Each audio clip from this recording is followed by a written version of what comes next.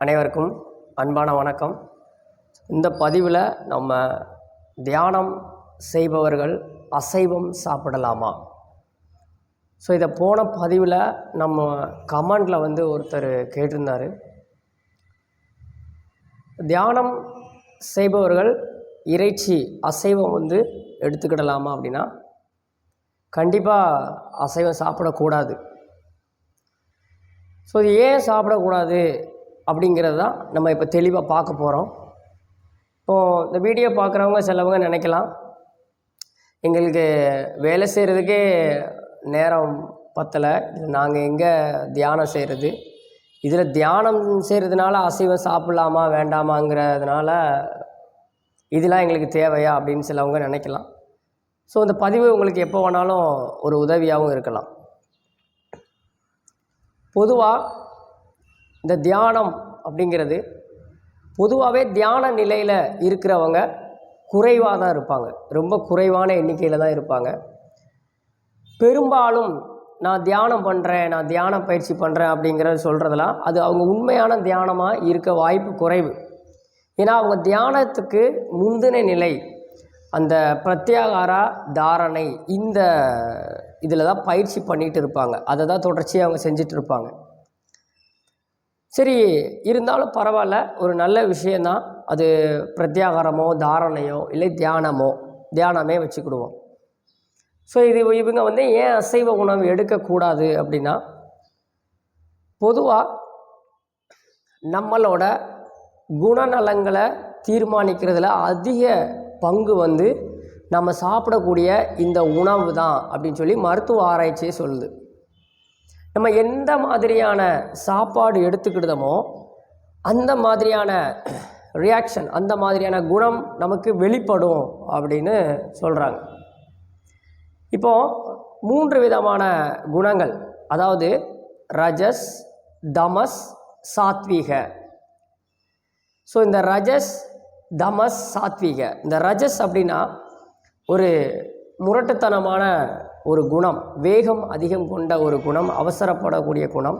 நம்ம இதை அடுத்த பதிவுகளை நம்ம ரொம்ப விரிவாக்கமாக பார்ப்போம். இப்போ நான் அதை சுருக்கமாக சொல்லிடுறேன். அடுத்து தமஸ். தமஸ் அப்படின்னா ரொம்ப மந்தமான ஒரு நிலையான மந்தமான ஒரு குணம், மந்தமான குணம், எதையும் ஒரு ஒழுங்கற்று செய்யக்கூடிய ஒரு குணம், அந்த மாதிரி. இந்த சாத்வீக அப்படின்னு ஒரு குணம், இது ஒரு நல்ல ஒரு மனிதத்தன்மை, இல்லைன்னா தெய்வத்தன்மை, தெய்வீக ஆற்றல் கொண்ட ஒரு தன்மை அப்படிங்கிறது இந்த சாத்வீக குணம். நீங்கள் கேள்விப்பட்டிருக்கலாம்.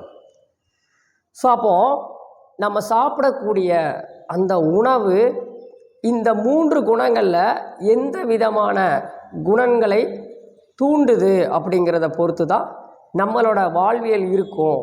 நம்ம என்ன மாதிரியான விஷயங்களை செஞ்சுக்கிட்டு இருக்கோம், என்ன மாதிரியான பயிற்சிகளை பண்ணிக்கிட்டு இருக்கோம் அப்படின்னு நம்ம பார்க்க முடியும்.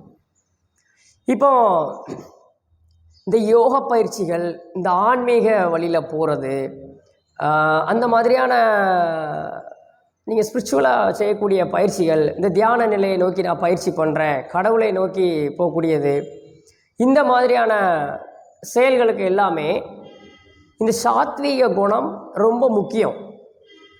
இந்த சாத்வீக குணம் இல்லாமல் நம்ம என்ன செய்ய முடியாது, நம்மளோட மனதை ஒருநிலைப்படுத்த முடியாது, மனதை ஒருநிலைப்படுத்தக்கூடிய பயிற்சிகளை நம்ம செய்ய முடியாது.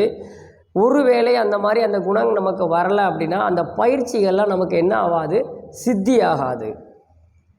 அப்போது இந்த சாத்வீக குணத்தை நமக்கு தூண்டுறதுக்கு உணவு பிரதானமாக இருக்கு இல்லையா? இப்போது இந்த ரஜஸ், தமஸ், இந்த 2 தேவையற்ற குணங்களை தூண்டுறதில் ரொம்ப முக்கியமான பங்கு வகிக்கிறது இந்த அசைவம், இறைச்சி. இயற்கையான உணவுகள், உயிர் உள்ள உணவு, உயிர் ஊட்டப்பட்ட உணவு, உயிர் உள்ள உணவுனா நான் அசைவ உணவை சொல்லலை, இயற்கை உணவு, இந்த மாதிரியான உணவுகளை, அந்த பயிற்சிகளுக்கு ஏற்ற இயற்கை உணவுகளை நம்ம சாப்பிடும்போது நமக்கு இந்த சாத்வீக குணம் அதிகமாக தூண்டப்படுது. நம்ம அசைவ உணவு, சமைத்த உணவும் கூட, அசைவ உணவு, பொரித்த உணவு, துரித உணவு, இந்த மாதிரி உணவுகளாக நம்ம எடுக்கும்போது இந்த ரஜஸ், தமஸ் அந்த குணங்கள் நமக்கு வெளிப்படுது. ஸோ அந்த குணங்கள் வெளிப்படும் போது இந்த பயிற்சிக்கு நிச்சயம் தடையாகத்தான் இருக்கும். ஏன்னா தியானம் அப்படிங்கிறது ஒரு தெய்வீக நிலை அப்படின்னு கூட நம்ம சொல்லலாம். ஏன்னா நம்ம தியானம் பயிற்சி பண்ணுறதே நம்ம மன அமைதிக்காக, இல்லை நான் மன அழுத்தத்தை குறைக்கிறதுக்காக, இல்லை அந்த யோக பாதையை முழுமையாக புரிந்துட்டு இதுதான் நம்மளோட வழி இனிமேல் அப்படின்னு சொல்லிட்டு அந்த பயிற்சியை அதோட பலன்களை பெற்று அந்த பயிற்சியை தொடர்ந்து செய்கிறதுனால அந்த தியான நிலையிலே இருப்பாங்க. இதெல்லாம் இது ஒரு தெய்வீக நிலைன்னு சொல்லுவோம். ஸோ அப்போ தெய்வீக நிலைக்கு நம்ம அசைவத்தை எடுத்துகிட்டு போகலாமா அப்படின்னா கூடாது. உங்களுக்கு எளிமையாக புரிகிற மாதிரி அப்படின்னா, இப்போ நம்ம ஒரு கோவிலுக்கு ஒரு விரதம் இருக்கோம், இப்போ மாலை போட்டிருக்கோம், ஏதாவது வேண்டுதல் வச்சுருக்கோம் அப்படின்னா அந்த நேரங்களில் நாம் எவ்வளவு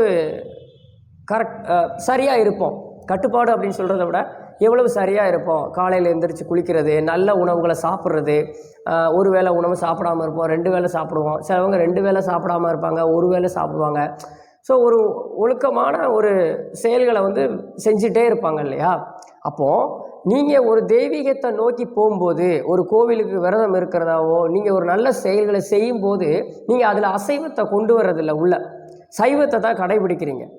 ஸோ அதே மாதிரி இந்த தியான பயிற்சிகள், இந்த யோக பயிற்சிகள் இது என்ன அப்படின்னா ஒரு தெய்வீகமான ஒரு நிலைக்கு நம்மளை எடுத்துகிட்டு செல்லக்கூடிய ஒரு பயிற்சி, ஒரு பாதை. ஸோ அதில் நம்ம அசைவத்தை கொண்டு போகக்கூடாது. உங்களுக்கு புரியும்னு நினைக்கிறேன். ஸோ அப்போ இறைச்சியே எடுக்கக்கூடாதா, நாங்கள் அசைவம் சாப்பிடக்கூடாதா, அப்போ அசைவம் சாப்பிட்றவங்களாம் இந்த பயிற்சியை செய்யக்கூடாதா, அப்போ நாங்கள் இது உள்ளலாம் எப்படி வர்றது அப்படின்னு பலவிதமான கேள்விகள் எல்லாருக்கும் எழலாம். பொதுவாக அசைவம், இந்த இறைச்சி அப்படிங்கிறது பொதுவாக ஆதி காலத்தில் அப்போ மனிதன் இந்த மாதிரி வேட்டையாடி தான் உண்ணா, இந்த மாதிரி அசைவத்தை தான் சாப்பிடுதான், அப்போ மனிதனோட உணவே அசைவம் தான், இப்போ சைவம் சாப்பிட்றோம், இப்போ இதெல்லாம் ஒரு முரண்பாடாக இருக்கா அப்படின்னா அந்த கேள்விகள் எல்லாமே சரிதான். ஆனால் மனிதன் வேட்டையாடி சாப்பிட்டான், அப்புறம் இந்த உணவுக்கு வந்தான். ஆனால் அப்போ ஒரு தெய்வீக நிலையை அடைந்தான் அப்படிங்கிற ஒரு சூழல் இல்லையா? ஒரு மனிதனும் ஒரு கடவுள் நிலையை அடையலாம் அப்படின்னா அது எப்படி நடக்கும்? அப்போ வேட்டையாடிட்டு கொலை பண்ணிட்டு அந்த மாதிரிலாம் இருந்தால் நடக்காது இல்லையா? ஸோ அப்போ அதிலிருந்து மனிதன் வெளியில் வர்றான். அந்த புலால் மறுத்தல், திருவள்ளுவரே இந்த திருக்குறளில் சொல்லியிருக்காங்க இல்லையா, நிறையா புலால் மறுத்தல். ஸோ அப்போது அந்த மனித தன்மையை முழுமையாக அடைவதற்கே இந்த அசைவம் வேண்டாம் அப்படின்னு அந்த காலத்திலேருந்தே முனிவர்கள்லேருந்து, சித்தர்கள்லேருந்து, புலவர்கள்லேருந்து எல்லாருமே சொல்லிட்டு வராங்க. ஸோ அப்போ தெய்வீக நிலைக்கு திரும்பும்போது, அந்த உயர்நிலைக்கு போகும்போது இந்த அசைவ உணவை தவிர்க்கணும், அதுதான் நல்லது. அப்போது இயற்கை உணவுக்கும் நம்ம சாப்பிடக்கூடிய அசைவ உணவிற்கும் உடம்பில் நிகழக்கூடிய வேதியியல் மாற்றங்களை பொறுத்து தான் நமக்கு என்ன ஆகுது, உடலில் நோய்களும் உண்டாகுது, உடல் தொந்தரவுகளும் உண்டாகுது. அந்த மாதிரியான தொந்தரவுகள்லாம் இருக்கும்போது நம்ம இந்த மாதிரியான பயிற்சிகளை, தியான பயிற்சிகளை நம்ம என்ன செய்ய முடியாது, கண்டிப்பாக தொடர முடியாது. ஸோ அதனால தான் அதை தவிர்க்கணும் அப்படின்னு சொல்கிறது சுருக்கமாக. பொதுவாக நீங்கள் தியான பயிற்சியாக இருக்கட்டும், சில மன ஒருநிலை பண்ணக்கூடிய பயிற்சிகள் நீங்கள் செய்யும்போது, நீங்கள் அதை தொடரும்போது நீங்கள் அசைவம் எடுத்துக்கிட்டீங்க அப்படின்னா அது உங்களுக்கு சித்தி ஆகாது. இல்லைங்க நான் அசைவம் நான் ரெகுலராக சாப்பிட மாட்டேன், எப்போவாது ஒரு தடவை தான் நான் சாப்பிடுவேன் அப்படின்னா நீங்கள் சாப்பிட்ற அசைவத்தை பொறுத்து அது உங்களுக்கு வேலை செய்யும். நீங்கள் நல்ல ஒரு அசைவமோ இது எடுத்துக்கிட்டீங்க அப்படின்னா அதுக்கு ஏற்ற மாதிரி இருக்கும். தொடர்ச்சியாக அசைவம் மேலே விரும்பி சாப்பிட்றது கூடாது. இன்னொரு முக்கியமான ஒன்று என்னென்னா, நம்ம அந்த தியான நிலை, அந்த தியான பயிற்சியை நம்ம நோக்கி போகும்போது ஒரு பற்றற்ற நிலை தான் மனிதனுக்கு தேவை. எதன் மீதும் நாட்டம் இல்லாமல் அப்படிங்கிறதான் உண்மை.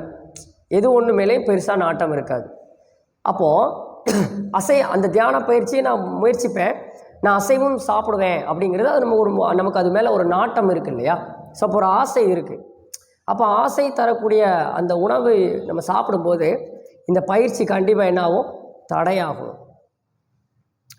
அதுதான் உண்மை. சரி, அப்போ அசைவம் யார் எடுத்துக்கிடலாம் அப்படின்னா, அசைவமே எடுக்கக்கூடாதுன்னா மருத்துவரோட பரிந்துரையின்படி வளரும் குழந்தைகள் நல்ல இறைச்சி, மீன், அப்புறம் அவங்க உடம்புக்கு தேவையான நல்ல இறைச்சி, அப்புறம் விளையாட்டு வீரர்கள், ஸோ விளையாட்டு வீரர்கள் வந்து அந்த இதை எடுத்துக்கிறது தவறில்லை. ஏன்னா அவங்க விளையாட்டு வீரர், அவங்க இந்த தியான பயிற்சியெலாம் அவங்க இந்த பாதைக்கு வர்றதில்லை. அப்புறம் இராணுவத்தில் இருக்கிறவங்க, கடின பணியை செய்கிறவங்க, ஸோ ஒரு வேலை இருக்கும், அவங்க தொழிலே ரொம்ப கடினமான ஒரு வேலையாக இருக்கிற பட்சத்தில் அவங்க உடம்புக்கு நல்ல இறைச்சிகளை அவங்க எடுத்து தான் ஆகணும் இப்போ இருக்கக்கூடிய காலகட்டத்தில். ஸோ அப்போ அவங்களாம் அந்த இறைச்சி எடுக்கிறது தவறு இல்லை.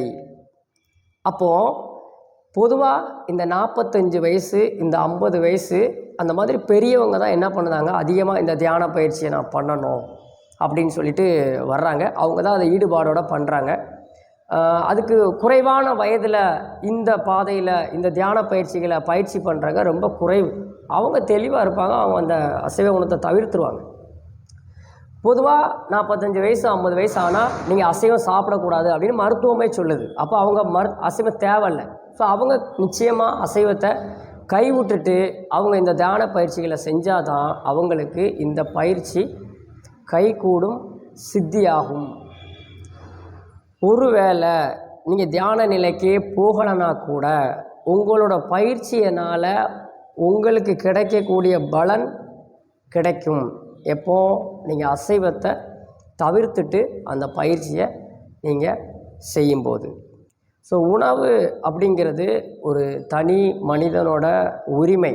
நான் எல்லோரும் கண்டிப்பாக நீங்கள் சைவம் தான் சாப்பிடணும், நீங்கள் அசைவம் சாப்பிடக்கூடாது அப்படின்னு நான் சொல்லலை. நீங்கள் இந்த மாதிரி பயிற்சிகளை எடுக்கும்போது அசைவத்தை தவிர்க்கிறது நல்லது. நீங்கள் அசைவம் சாப்பிடக்கூடாது தியானம் செய்பவர்கள். ஸோ இந்த பதிவு மூலமாக நம்ம அதை தான் இதாகவும் சொல்கிறோம். இப்போ நீங்கள் நான் இப்போ உடற்பயிற்சி செய்கிறேன், யோகா ஆசனங்களோடு நிப்பாட்டிக்கிறேன் அப்படின்னா நீங்கள் வந்து உங்களோட வழிபாட்டில் இப்போ சிலவங்க இருப்பாங்க, இல்லை எங்களுக்கு வந்து குலதெய்வம் வந்து அசைவ உணவு தான், நாங்கள் பண்டிகை காலங்களில் அந்த மாதிரி கோயில்களுக்கு போகிற நேரம் நாங்கள் அசைவத்தை வந்து தவிர்க்க முடியாது. ஆனால் எனக்கு யோகாவில் ஆன்மீகத்திலலாம் எனக்கு அவ்வளோ ஈடுபாடு இருக்குது, ஆனால் எங்கள் கலாச்சாரத்தில் இந்த அசைவம் இருக்குது, நான் அதை தவிர்க்கவே முடியல அப்படின்னா நீங்கள் கண்டிப்பாக அதை எடுத்துகிட்டு தான் ஆகணும்.